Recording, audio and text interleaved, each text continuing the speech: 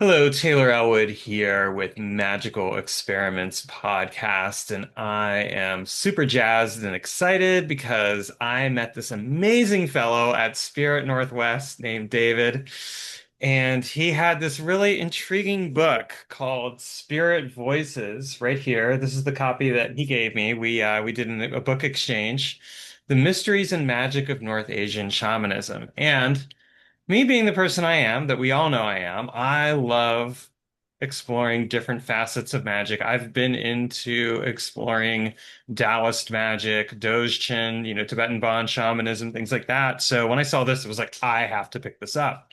And not only that, but then shortly after that, I got this amazing book here called North Asian Magic.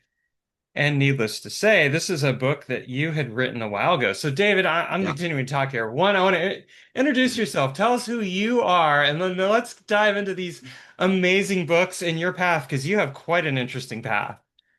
sure, happy to. Um, as said, my name is David Shi, and my, I guess, path is a little bit interesting. I practice primarily what I like to call North Asian shamanism, and the reason why I call it that is because there is no clear definition on what exactly North Asia is. So, at least there's no standardized definition. So, the way that I kind of define North Asia is basically pretty much anywhere in Asia that is above the Great Wall. So basically, the areas that would historically be considered quote unquote barbaric areas, which would include Mongolia, Siberia, Manchuria, parts of Central Asia, even parts of Kazakhstan as well. And and funny enough, this is a path that it's an ancestral path, which came to me in a very interesting way because I was actually raised atheist. So, for anyone who doesn't know the recent history of Asia, a large swath of it essentially became communist during the 20th century. And as a result, pretty much everyone gave up their spiritual traditions. And so, as a remnant of that, I mean, my family is not communist by any means, but when your family comes from that kind of background, that means that you are essentially you grow up without a spiritual practice, without focusing on your spiritual traditions, and instead, what happens is people really like to emphasize that they focus on the sciences, like math and science and engineering and such. So the interesting thing for me is, despite having grown up with that mindset, I used to believe that like all spirituality was just backwards type of like backwards thinking for people who are quote unquote uneducated. So it was actually really interesting for me in that when this path came upon me at first, it was an academic interest in terms of what my ancestors did, what we did, because at the end of the day, being Asian American, we're very curious about our heritages, where our families come from. And not too long after that, I started having essentially ancestral dreams where, these ancestral spirits, seeing me poking around, are basically giving me subtle messages of, hey, you should check this out, you should check that out. And over time, as these messages became stronger, became more specific, I ended up discovering, the traditional shamanic traditions that people in North Asia, my ancestors used to practice, which is a little bit different from East Asia, which I'll get to in a minute. But it's essentially getting into these practices, learning more about them, until eventually I came across elders from within these traditions, from across Mongolia, across Manchuria, even a few in Korea as well, that really helped to um, sort of confirm and substantiate or make really concrete in terms of what it is that my ancestors wanted me to do. And then discovering that, essentially my family ancestral lineage had not practiced our shamanic traditions for, gosh, like about at least seven or so generations, which means if it wasn't going to continue to be practiced, it would be a broken lineage. Oh yeah, Yeah, that's pretty heavy. So yeah, I want to come to a couple points that kind of came to mind as you were sharing this. One, I sure. think One, just recognizing that, there can be different forms of homogenization that occur, and that Hmm. homogenization can really harm the connection that people have. Like in your case, hearing about, the impact of a particular political ideology and how that Hmm. ideology affected your family, whether they believed in it or not, and they didn't Hmm. necessarily believe in it. They went wherever they went, they did whatever they needed to do, but it Yep. nonetheless had an impact. It created that divorce from the Mhm. spiritual path. Like that in and of itself was kind of a breaking of lineage right there. Yes, in a sense, it's in terms of a continuous practice. Yes, it is broken, and the reason why kind of toe the line saying that it's not quite broken yet is we actually have a saying within our cultures that after about nine or so, give or take generations, after that point, the ancestral spirits who still remember this tradition would have moved on to somewhere else. It would not have become available anymore. So essentially I would not have had access to those specific ancestors who were still practicing.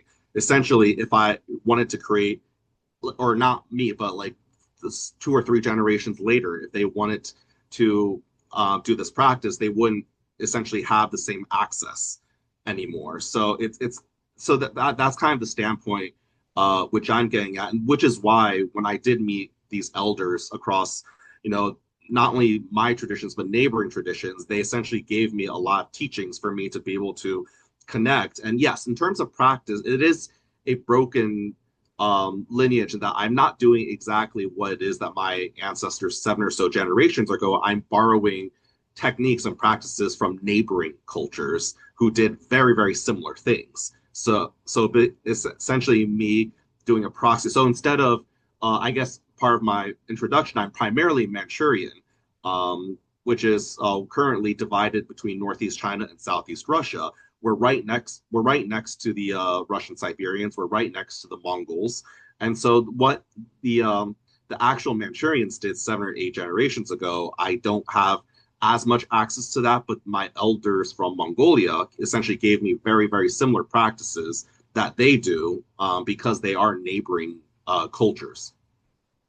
Yeah. So I first want to just acknowledge that. And I mean, I Mhm. think it's really fascinating what you mentioned because in a very real sense, like you're kind of like in that zone where you're able to receive those transmissions from the past. And at the same time, it's kind of like there's this process of reconstruction and at the same time there's also an exploration of like kind of the spiritual traditions that are from neighboring cultures that may have some similarities and of course some differences. So Yep. and reading your book, Spirit Voices, one of the things that really stood out to me is like here's this that came to mind was like here's this very careful path of kind of reclaiming your spiritual traditions and your past, and at the same time connecting with people that are not necessarily from that, but are nonetheless kind of can share and understand, like, okay, yeah, you're trying to move forward with this. We can help you to some degree.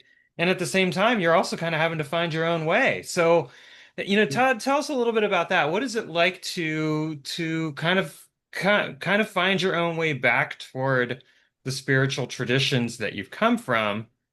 And connect with your ancestors, and at the same time how you navigate that when you're connecting with somebody from a neighboring region where they're not going to have exactly the same beliefs, and Right. their ancestors might have actually been in competition Yes. or enemies with Yes, they yours. were. So that's got to be an interesting thing to explore right there. No, it is very interesting. A lot of it is it's partially experimentation and partially doing things and asking my spirits, my ancestors, as I sort of deepen the connection with them, going like, is this okay? Is this acceptable? So it's a lot of like guessing and experimenting. This is the method that I learned. Will this work? And then my own spirit saying, yes, but adjust this and do this a little bit differently.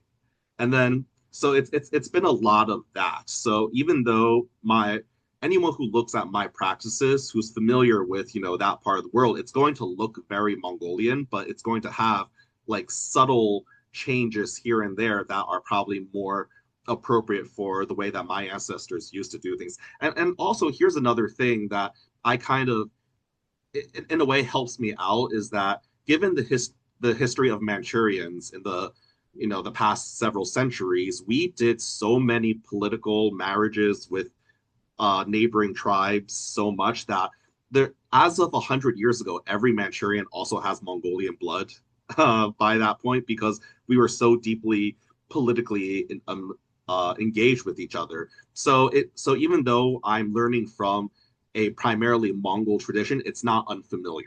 And in fact, for some ancestors, it actually is appropriate. It's just then for other ones, I have to adjust. What you mentioned in terms of some tribes being enemies with each other, that actually came up sort of most significantly on my pilgrimages when I was in northern Mongolia, and I was told that there were specific ceremonies and rituals that I could not participate in because the spirits that would have been called would consider my lineage to be an enemy. So they literally had to like not only say to me but say to my friend as well. It's if he values his life, he should not go to because there would have been significant risk. And then the other thing that I also have to contend with is that at the end of the day, I'm also born and raised in the U.S., which means I also have to interact with the spirits that are here and the spirits that are based in the land spirits here, which means that my engagement with them with regards to my ancestral spirits also has to be different from what they do in Northern Asia.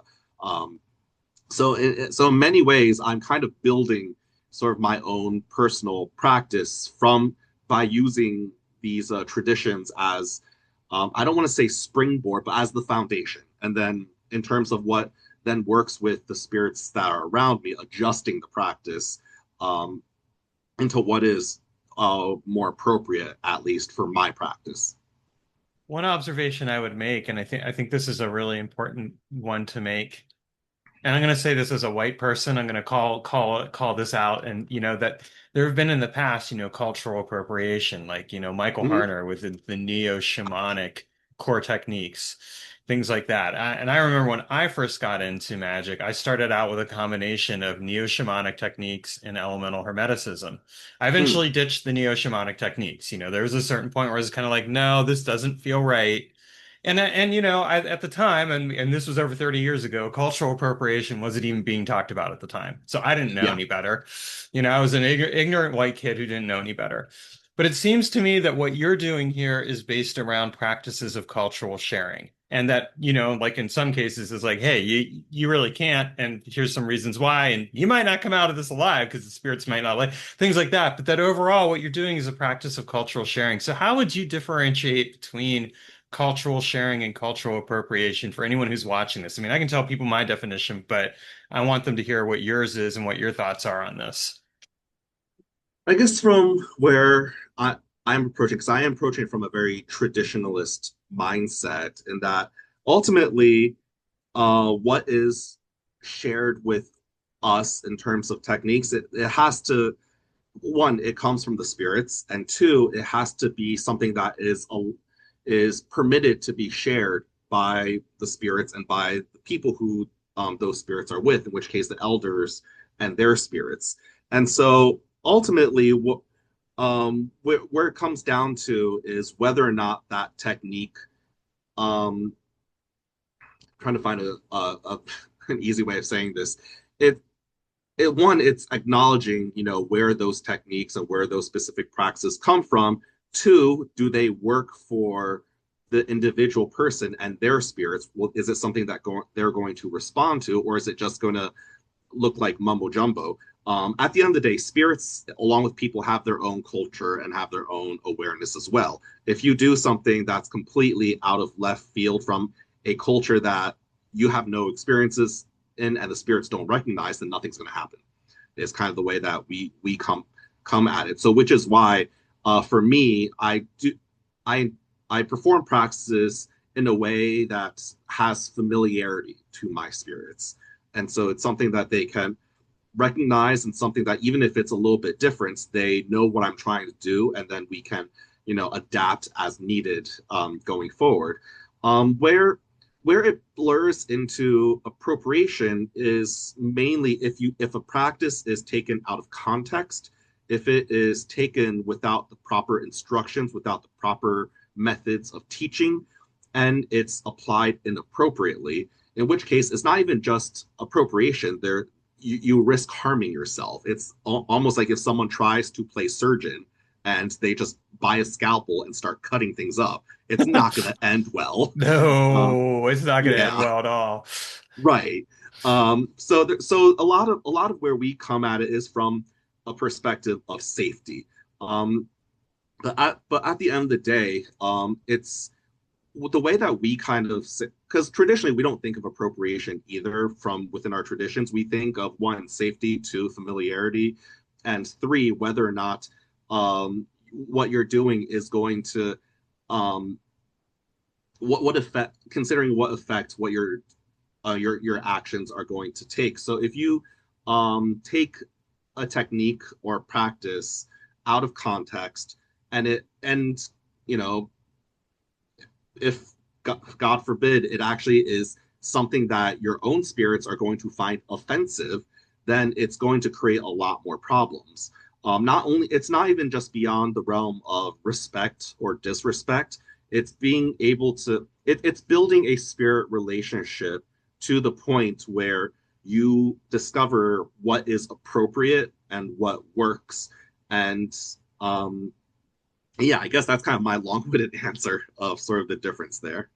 No, and that's a really comprehensive one. I appreciate that. I mean, one of the things that kind of that came to mind as I was listening to you also was like the concept of spiritual sickness, like in a sense, Hmm. like what a person is really risking is spiritual sickness Hmm. because they're not necessarily because there's context there that might be missed and there's other things that are going on and like you said, there might be that case of where the spirits find it offensive or something like Hmm. that. And so I think, there is something to really be said for that, like very closely exploring and discovering and connecting, and not just through books. I mean, books are great. And I mean, I'm glad, for example, that I have these. They're amazing books, folks. So please make sure you get them. Probably didn't expect me to put that so much in the interview, but I love promoting people's work. And I think that having read the one book or started reading the one book, and I'm going to be reading the other one. I mean, I can safely say I'm like thrilled to be exploring it. And at the same time, and this is something I want to kind of put out there, like for me, reading this is partially just a fascination with magic in general and exploring different things. And at the same time, I'm also really careful about this myself because just because you can doesn't mean that you should. And I know in my particular case, just because I can doesn't mean that I should. I like to know a lot of different things. I like to be able to draw upon that and use it to inspire my practice. And I also know the importance of being respectful of of a given culture and recognizing that if there's cultural sharing, it ideally happens in person with other people and that there is an authentic spirit transmission. And if there isn't that in place, like really check yourself and ask yourself, well, Yeah, why am I trying to do something that maybe I shouldn't be doing? It's one thing to learn about something. It's another thing to try and apply it without fully considering with respect all the factors and contexts that are important. yeah. One other thing I want to add with respect to the whole Harner neo-shamanic stuff that came out, you know, in the 70s and so forth. I mean, my main criticism of that is that what it does is it takes practices that are legitimate practices from multiple different cultures around the world and kind of smush them together, and at the same time remove all the cultural context out of those practices.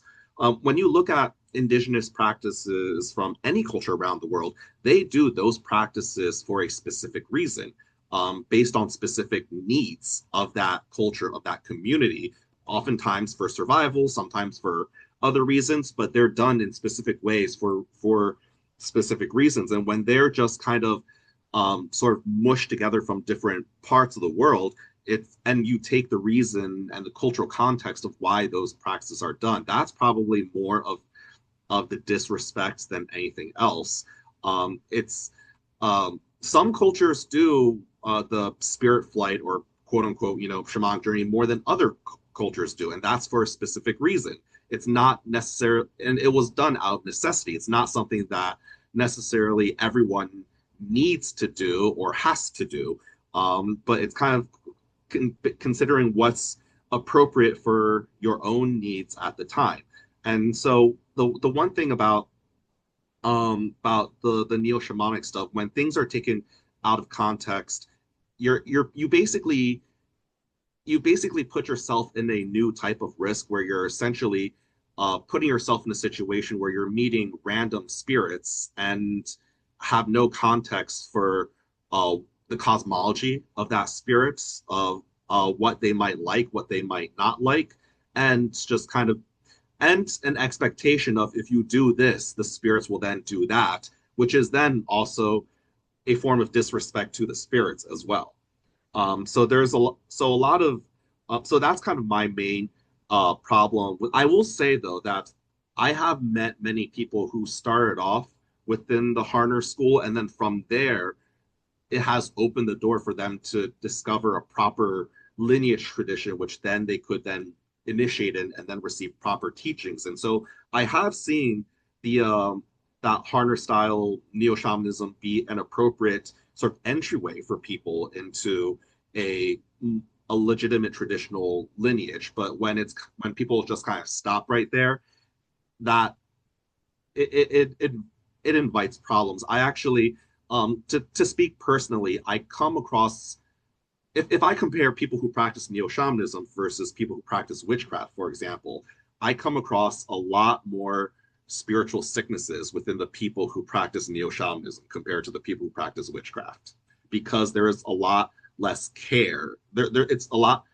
It's very careless in terms of practices and spiritual health compared to um, compared to witchcraft practices where they're dealing essentially dealing with strange spirits that you're not familiar with versus dealing with established deities.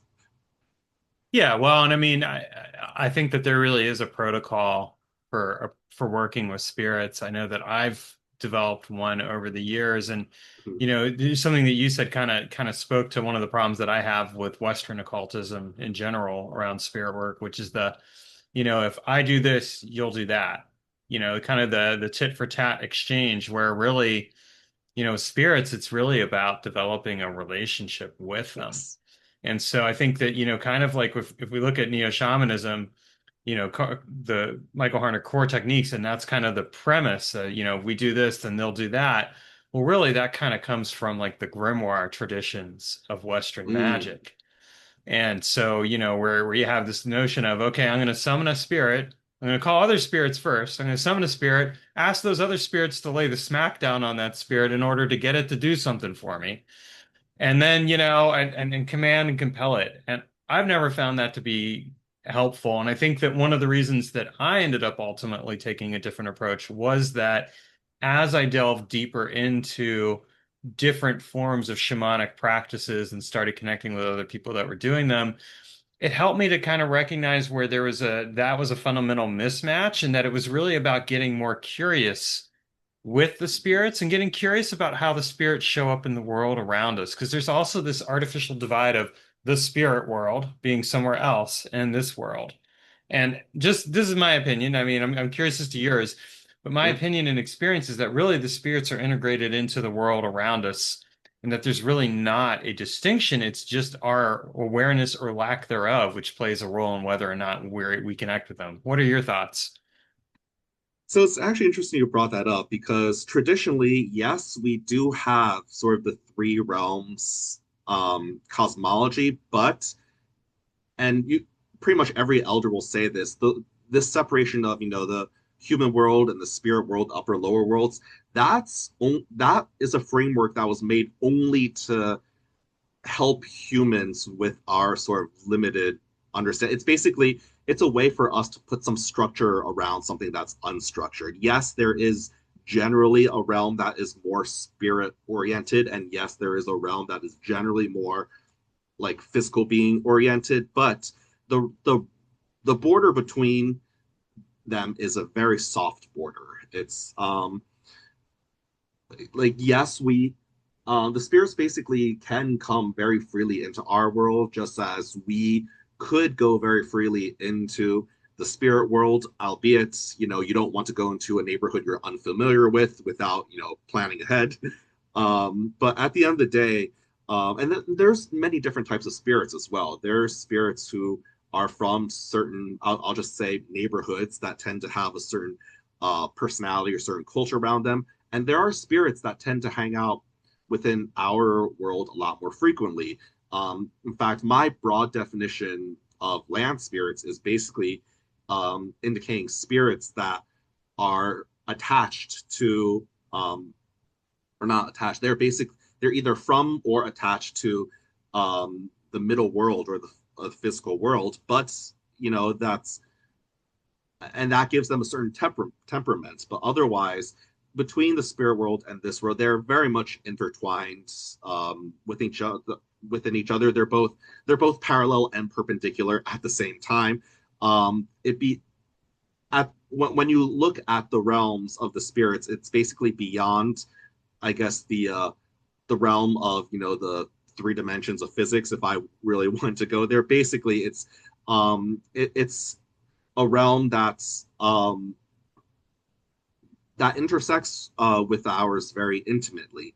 And so it's part of the reason why just within not only just our daily life, not only just within spiritual work, but within our daily lives, we do have to take care to consider not only just we have to consider the spirits around us similarly to how we consider the people around us, because one thing that we could do in our daily lives is we accidentally cut someone off in traffic. They're gonna be very mad at us. We could accidentally do something that offends one of the spirits around us, in which case we have to take precautions or intentionally do some remedial actions, which is why we within our traditional cultural practices we do offerings very frequently, and part of the way that we do offerings is it very much includes this part of forgive me for any offenses I've committed or any mistakes um I've that I've committed. I wasn't aware. I was being stupid. Here's some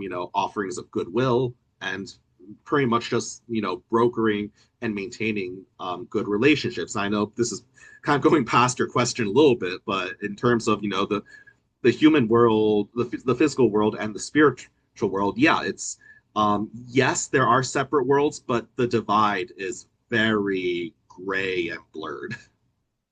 See, I love when I go into tangents with people. So like I don't have a problem with the fact that you went beyond the question. Like, Yeah. hey, that is part of the joy of this work, right? Is that we get to Mhm. go beyond that.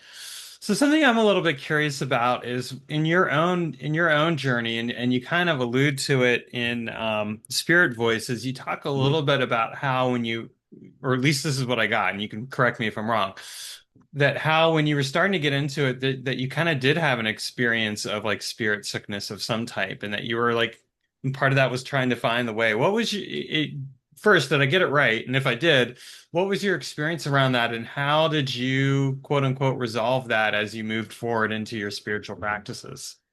The thing is, like for me, given my I guess non-spiritual upbringing, I didn't recognize the spirit sickness when it was happening. In fact, it happened the symptoms came in waves throughout my life, and I did not recognize them when they happened at all. So it was actually very confusing. It was, very classic.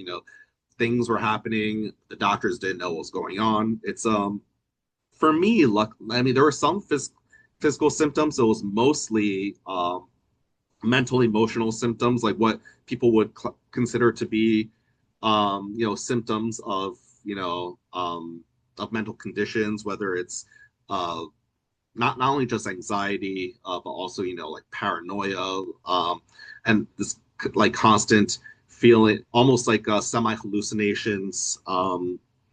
It was a lot of those, plus just body symptoms as well. Ultimately, the way that it was explained to me is that whenever these sicknesses happen for someone who within our culture is considered to be chosen by ancestral spirits to do this type of work, we it's the spirit's way of trying to get our attention. Um, and and in a traditional society, what would happen is the person would then go to the doctor. Doctor would have no idea what was going on, um, because there's no medical explanation. In which case, then they go to an elder shaman to see what it is that they can diagnose, and they'll see if it is a spirit-induced sickness. If it is a spirit-induced sickness, is it an attachment? Is it a curse? Is it or if it's a an ancestral spirit being troublesome, or an ancestral spirit trying to get your attention to do a specific type of work. Um, and for me, I wouldn't necessarily say that my spiritual sickness has fully ended. I would just say that it's kind of constantly being treated through the spiritual work that I do. Because the moment after, I've made my pilgrimages and I learned specific types of teachings from elders, I've learned techniques, I started to maintain my own practice, then the symptoms start to subside and get less and less because, at least from the point of view of my spirits, I was starting to do the work that I was supposed to do, in which case they didn't need to sort of mess with me so hard. Yeah, that makes sense. It was really kind of a call for attention. And, they were doing Yeah. what they needed to do in order to call Mm-hmm. you in. And, we don't always make sense of that. So, it could be like, oh, well, this is a sickness when actually it's a call. And it's kind of it's a call to come back into alignment. And in a sense, I mean, especially with what you shared earlier, the kind of the way that I read it, and again, this is just my interpretation. So any of you watching this, take it for whatever you will. But it was kind of like, hey, we're getting to that danger zone, a couple more generations here, and we're gonna be gone. We need to get a hold of somebody. David, we're getting a hold of you. Ring, ring, ring. This is how we're gonna do it. Especially when they discover that I'm one of the first in many generations to actually believe in spirituality. Because I think as a kid, growing up in like New Jersey, actually, I was very curious about just spiritual magical practices, and the spirits were like, "Oh, this kid believes in this stuff. Time for us to go in." And one thing that's kind of I wouldn't say completely unique, but a somewhat unique aspect of shamans within our culture. We actually define the word shaman very specifically, but it refers to people who essentially are not just chosen by ancestral spirits to do this work, but they're in a way they're forced to. For us, it's kind of it's a very interesting cycle um, where essentially our ancestral spirits are in many ways not enlightened beings in any way. They're very much, those like grumpy curmudgeon, like old, like elder spirits who are basically like, you're my descendant, you need to listen to what I do. Because essentially like, you're my child, I'm your parent, you need to listen to what I say. And then they kind of force us into these roles. And and part of the whole the calling, the sickness, part of it is also them kind of in a way disciplining us as well, or just going, or basically, for lack of a better term, sort of smack some sense into us in order to get us to do this work. And it's an interesting cycle because it's generations of this type of relationship practice has created a tradition where after shamans pass away, they then become one of the shamanic spirits that then chooses the next, poor unfortunate soul within the lineage to do this again. And so that's how sort of the cycle continues on and on. hmm Yeah, it makes sense. So, where do you see your spiritual practice going as you continue moving forward? You're continuing to, reconstruct and kind of come up with a spiritual practice that in some ways is uniquely yours, even as it's drawing on the ancestral current and the Mm-hmm. other cultures that you're working, the people that you're working with. So where do you see yourself taking this, and how's that playing out in terms of what you're sharing with the world around you? 'Cause you've obviously written two books. I'm sure there's going to be more on the way at some point. It's actually really funny. It's part of my journey that led to these books is that I've obviously being the nerd that I am, I started doing research on all the neighboring traditions and cultures and the way that they practice, finding similarities and differences. And essentially, that's kind of what came out in my book, just in a way, an analysis of the shamanic traditions of all of these different tribes and cultures in North Asia, what is similar between them, what is different between them, and I guess where it kind of goes from here is that now that I guess the research that I've already done has been laid out.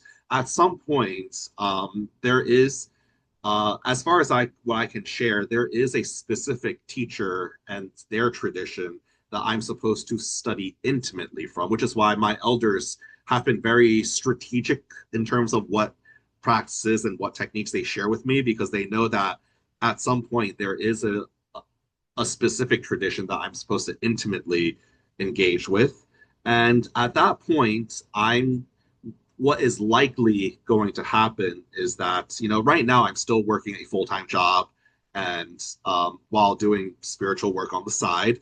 At some point, it's my spirits, they're kind of allowing me flexibility and freedom with how I'm living my life now. But at some point, they're probably going to um, they're probably going to find a way to transition me into making spirituality my main day to day life, which is actually slowly kind of going to that direction in a way, given all of the classes that I'm teaching, the conferences that I'm going to. But at some point within the traditional um, sort of cultural reality is that it's probably going to get to a case where I'm going to have to start treating clients a lot more frequently on a regular basis, doing combination of readings, diagnosis, and then essentially almost in a way set up almost like a clinic of some sort. It's within Siberia. There's actually shaman clinics all around, and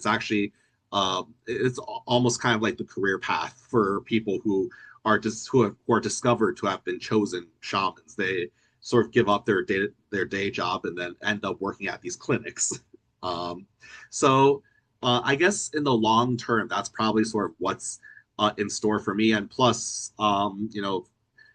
once I've developed enough um, like traditional practices and abilities and power, at some point, then being able to then pass it on again. In a way, it's reviving the lineage in many ways, and um, it's something that sort of comes down to us as a big responsibility um, for us is to be able to make sure that the lineage goes on, and even even 2 3 generations later, when the ancestral spirits that I'm working with are not around anymore, I'm essentially going to become that next ancestral spirit that then sort of bullies the younger generations later. Yeah, makes sense. Well, I mean, I think that's a really fascinating journey that you are on, and speaking as a fellow practitioner who has in one form or another been called into this work myself and in my own way, it is quite the ride and quite worth it. So that's awesome. Where can people find you online if they want to learn more about you and what you're doing and how to connect with you? Yeah, sure. I normally encourage people to find me on Instagram. It's David J Shi 311, DAVIDJSHI 311.